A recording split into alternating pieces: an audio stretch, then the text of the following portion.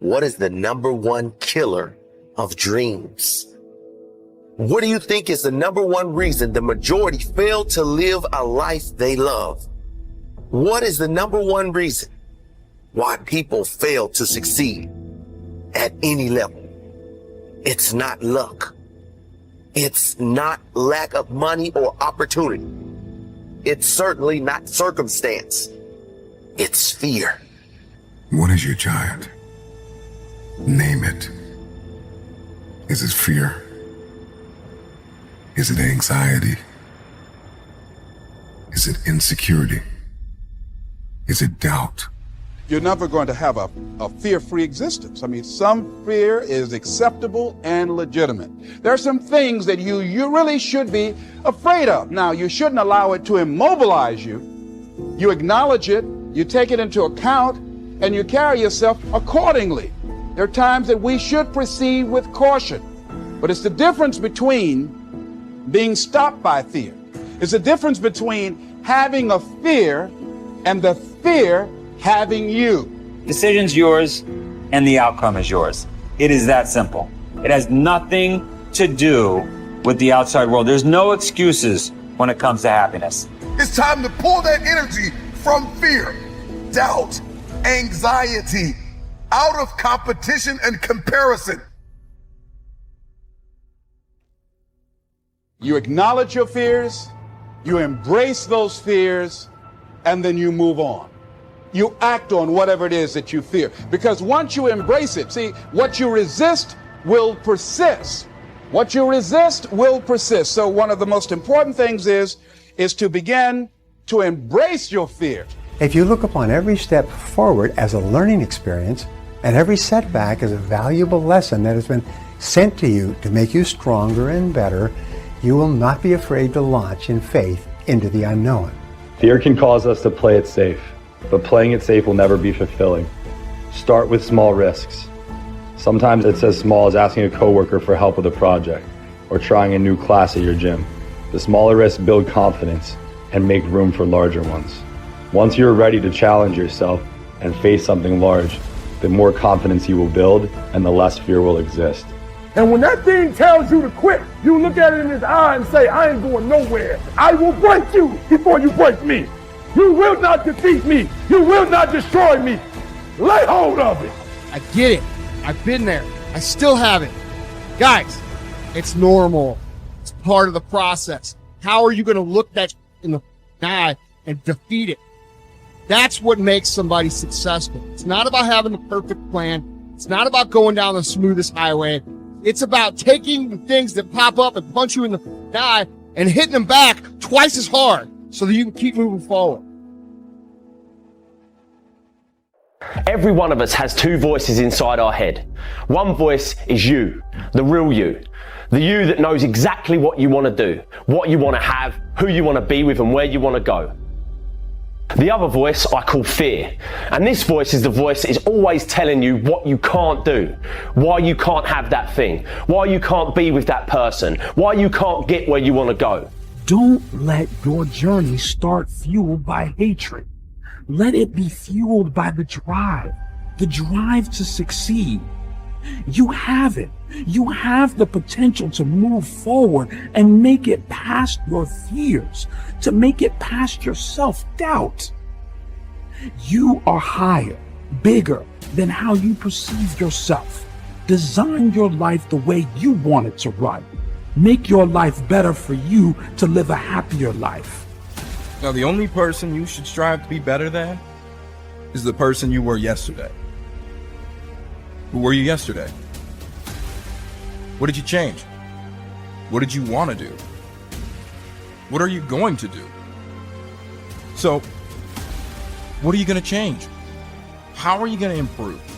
So you need to move past your old attitude. You need to change your ways. You got to change your mindset and be better than you were yesterday, because you're no longer you yesterday. You are you today, and you will be you tomorrow. You got to overcome fear. The moment that you overcome fear, then your opponent is bankrupt. There's nothing they can do. You're going to have to dispense with fear and with negative self-talk. Remember your why. It is the why that gets us the win. And it is the why that gives us the power to persevere through the how. You've got to ask yourself, how long am I going to allow this to hold me back? That fear is false evidence appearing real. That is an illusion that we create in our mind. It is a state of mind that can be changed. As long as you got air in your lungs, you have an opportunity to improve your current situation. So human up, accept the challenge, change your associations, and soon you will find yourself receiving accolades and congratulations. But first you gotta say I do to the new you and commit to a lifetime of small wins that at times will seem meaningless and pointless. Are you in a position to quit? Or are you in a position to go harder? Are you in a position to go stronger? Are you willing to dig and go as far as you can in your life? Are you willing to suffer? So don't wait. Don't worry about what if. Don't think of it as magic. Don't think of it as lottery. Make a list. Execute the list. Do that every single day for the next 10 years, and you will be where you want to be. I guarantee it. You need large amounts of self-discipline to deal courageously with all the fear-inducing events of your life. This is probably why Churchill said, "Courage is rightly considered the foremost of the virtues, for upon it all others depend." The fact is that everyone is afraid, and usually of many things. This is normal and natural. Often fear is necessary to preserve life, prevent injury, and guard against financial mistakes. So if everyone is afraid, what is the difference between the brave person and the coward? The only difference is that the brave person disciplines himself to confront, deal with, and act in spite of the fear. In contrast, the coward allows himself to be dominated and controlled by the fear. Someone once said that with regard to warfare, although it applies to any situation, the difference between the hero and the coward is that the hero sticks in there 5 minutes longer. Fortunately, all fears are learned. No one is born with fears. Fears can therefore be unlearned by practicing self-discipline repeatedly with regard to fear until it goes away. The most common fears that we experience, which often sabotage all hope for success, are the fears of failure, poverty, and loss of money. These fears cause people to avoid risk of any kind and to reject opportunity when it is presented to them. They are so afraid of failure that they are almost paralyzed when it comes to taking any chances at all. There are many other fears that interfere with our happiness. People fear the loss of love or the loss of their jobs and their financial security. People fear embarrassment or ridicule. People fear rejection and criticism of any kind. People fear the loss of respect or esteem of others. These and many other fears hold us back throughout life. The most common reaction in a fear situation is the attitude of, "I can't." This is the fear of failure and loss that stops us from taking action. It is experienced physically, starting in the solar plexus. When people are really afraid, their mouth and throat go dry, their heart starts pounding. Sometimes they breathe shallowly and their stomach churns. Often they feel like getting up and running to the bathroom. These are all physical manifestations of the inhibitive, negative habit pattern, which we all experience from time to time. Whenever a person is in the grip of fear, he feels like a deer caught in the headlights of a car. This fear paralyzes action. It often shuts down the brain and causes the individual to revert to the fight or flight reaction. Fear is a terrible emotion that undermines our happiness and can hold us back throughout our lives.